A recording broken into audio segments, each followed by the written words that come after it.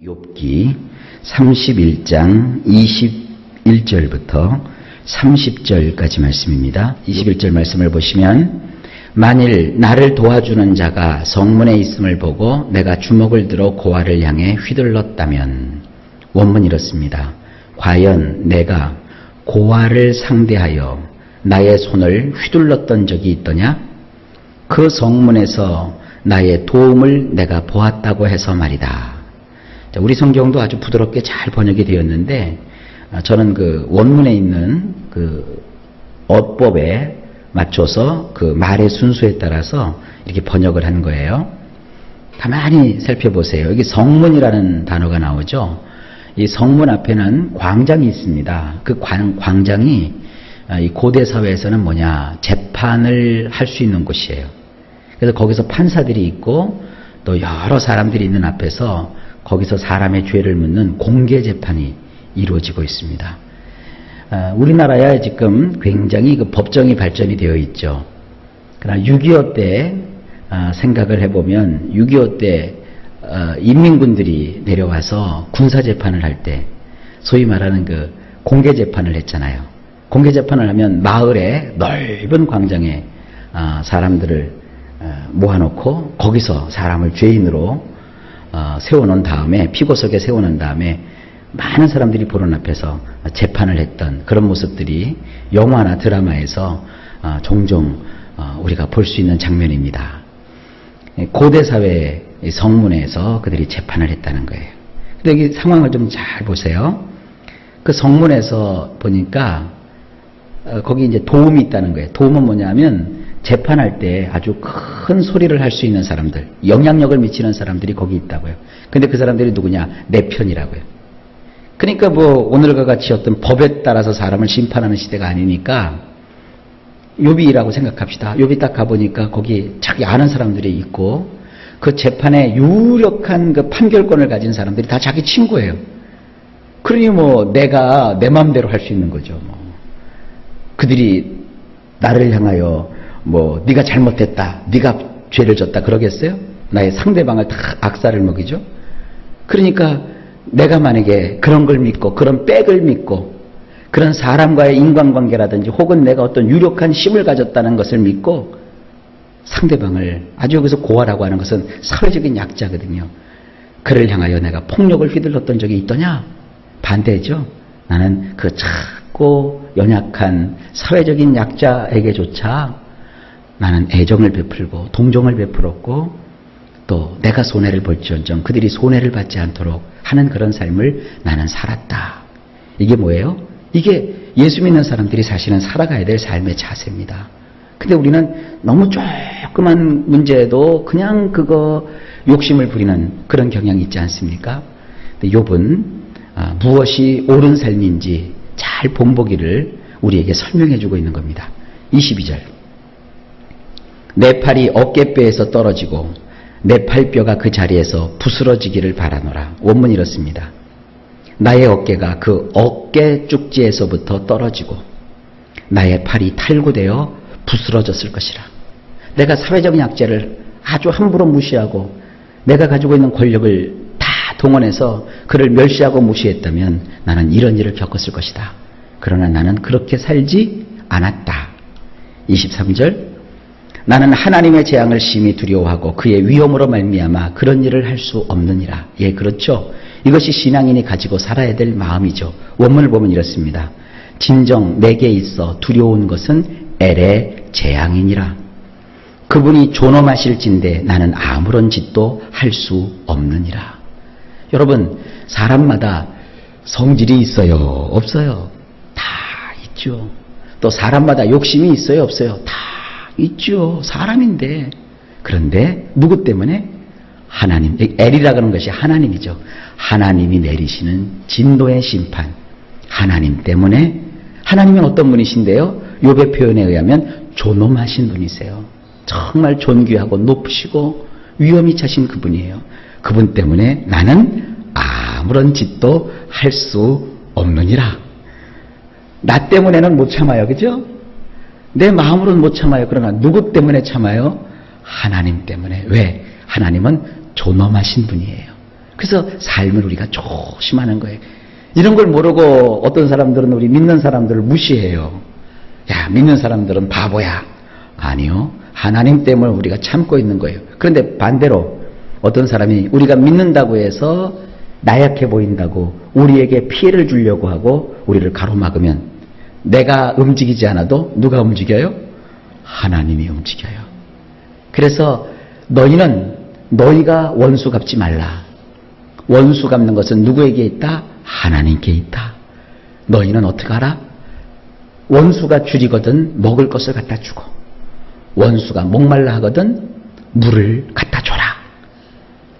하나님은 그렇게 하시는 하나님이에요. 그러니까 욥은 그런 것을 알고 삶을 살아왔다는 거예요. 24절 만일 내가 내 소망을 금에다 두고 순금에게 너는 내 의뢰하는 바라 하였다면 원문을 보면 이렇습니다. 과연 내가 나의 신뢰를 금에다가 두고 그 황금에게 내가 말하기를 믿을 것은 너뿐이다 라고 했던가? 가끔 영화에 이런 장면이 나와요. 돈을 탁 움켜쥐고 악인이 돈을 탁 움켜쥐고 음흉한 웃음을 웃어요. 그러면서 내가 너를 믿는다 이러고 어떤 악인은 돈 냄새를 맡으면서 이 좋은 냄새 막 이런 게 있잖아요. 만약에 내가 그렇게 삶을 살아왔다면 내가 이렇게 당해도 괜찮아. 그러나 나는 그렇게 살지 않았다. 25절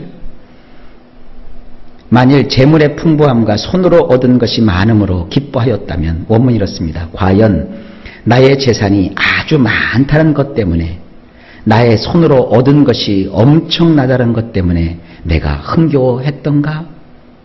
하나님 앞에서 살아가니까 여러분 우리가 많은 부자가 되었다 할지라도 하나님보다는 부자가 될 수 없잖아요. 그리고 내가 그러한 위치에 오를 때까지는 누가 다 도와주시는 거예요? 하나님이 도와주시는 거예요. 그러니까 내가 많은 재물을 가진 부자가 되었다고 해서 그 재물 때문에 내가 흥겨워할 이유가 없어요. 누가 나를 부자 만들어 주시는 거예요? 하나님이 부자를 만들어 주셨다는 거예요. 욥은 하시라도 조금이라도 그런 마음이 들지 않도록 삶을 어떻게 했다는 겁니까? 조심조심하며 살았다는 거예요. 26절 만일 해가 빛남과 달이 밝게 뜬 것을 보고 원문이 이렇습니다. 과연 내가 환하게 빛나는 빛과 휘영청 밝은 달이 움직이는 것을 보고서 여기서 나오는 이 빛이라고 하는 것은 햇빛을 뜻합니다. 낮에는 햇빛, 밤에는 달빛. 그렇죠? 근데 태양빛이 환하게 빛나요. 달이 휘영청 밝게 비추고 있어요. 나의 인생에 태양이 떠오르고 어두운 밤에도 나에게는 달빛이 비추어지는 이건 뭡니까? 우리 식으로 하면 만사형통한 삶이에요. 하는 일이 잘 돼요. 잘 풀려요. 아주 풍족해요. 손대는 것마다 번창해요. 그렇게 되는 것을 자기가 보고서 27절 내 마음이 슬며시 유혹되어 내 손에 입맞추었다면 원문 이렇습니다. 나의 마음이 그 은밀한 중에 현혹되어서 나의 손을 나의 입에 대고 키스를 하였던가? 한번 연상을 해보세요. 일마다 다 잘 돼요. 그러면 하나님 감사합니다 그래야 되는데 우리 마음속에 은밀한 중에 나도 모르는 사이에 슬며시 마음이 현혹이 돼요. 뭔가 모르지만 마음이 이렇게 나쁜 마음이 사악한 마음이 마음에 들어와요. 그러면서 나의 손을 여기 손입니다. 입에다가 이렇게 대고 입에다 이렇게 입맞춤을 했다는 거예요. 이게 좋은 행동으로 보여요? 나쁜 행동으로 보여요? 이게 안 좋은 행동이에요. 겉으로 놓지 못하고 속으로만 지금 이러고 있는 거예요. 이러고. 내가 만약에 이런 삶을 살았더라면 겉으로는 아닌 척 하면서 속으로는 이렇게 음흉한 우리식으로 하면 간단해요. 뒤로 호박씨를 깠다면 네. 그런 뜻이에요. 그 다음에 28절 보실까요? 그것도 재판에 회부할 죄악이니 내가 그리하였으면 위에 계신 하나님을 속이는 것이리라. 원문이 이렇습니다.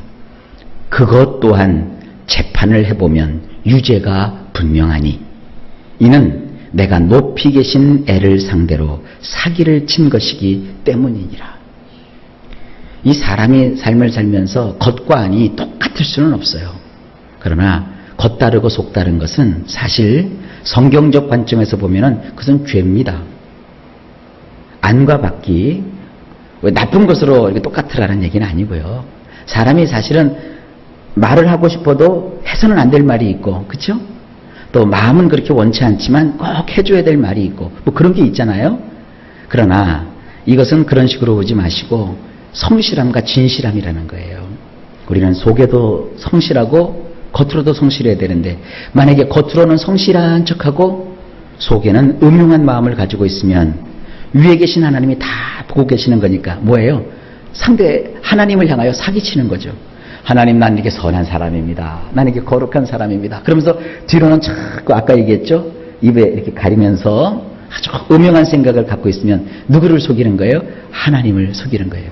여러분 기억하십시오. 사람은 속일 수 있어도 누구는 못 속여요? 하나님은 못 속여요. 하나님은 다 알고 계시니까. 그러니까 우리가 성실하게 내 마음 아시는 하나님 앞에 우리 모든 열과 성을 다하셔서 부족하면 부족한 대로, 우리가 모자라면 모자라는 대로, 연약하면 연약한 대로 성실하게 하나님 앞에 살아야 될 줄로 믿습니다. 29절, 내가 언제 나를 미워하는 자의 멸망을 기뻐하고 그가 재난을 당함으로 즐거워하였던가. 네, 이것도 우리가 삼가해야 될 일입니다. 원문 보면 이렇습니다. 과연 내가 나의 미워하는 자가 파산했음을 즐거워하고 그가 나쁜 일을 당했다고 해서 벌떡 일어나 좋아했던가. 이 사람의 심리를 가만 보면요, 동양 사람이든지 서양 사람이든지 나에게 잘해주는 사람도 나보다 잘 되면 배가 아파요. 그죠? 오죽하면 사촌이 뭐를 사면 배가 아프다고 그래요. 예.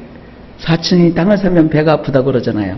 그런데 그런 마음을 갖고 있는 나의 심보인데, 나를 어렵게 하고 힘들게 하고 내가 평소 미워했던 사람이 망했다, 잘못됐다 그러면 이상하게 인간의 마음은 뭐가 와요? 아이고 안 됐네, 불쌍하네. 그거보다는 쾌재가 이렇게 자꾸 터져나요. 거봐, 이런 마음이 떠올라요. 그것조차도 욥은 절제하고 억제했다는 거예요. 참 굉장히 훌륭한 삶을 살았던 사람 아닙니까? 이렇게 자기가 삶을 살았대요. 우리도 이런 삶을 목적하고 우리의 삶을 꼭 성숙한 방향으로 이끌어 가실 수 있기를 축복합니다. 30절에 보면 오늘의 마지막 구절입니다.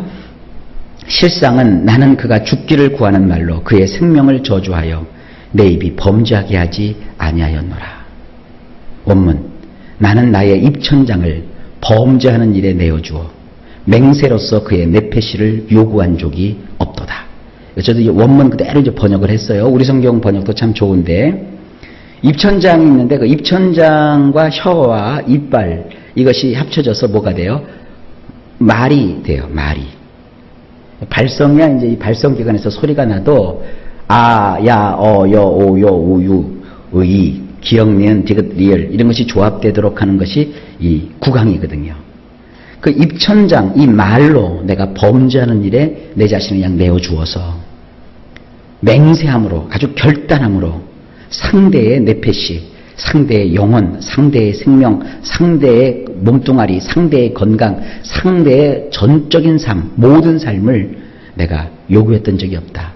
이거 우리 성경에서는 그를 저주했다 이렇게 표현하고 있어요. 저주라는 것은 말이죠, 마음으로도 하는 것이지만 입으로 하잖아요. 나는 입으로라도 저주한 적도 없다. 그래서 욥은 이렇게 경건하게 살았다는 거예요.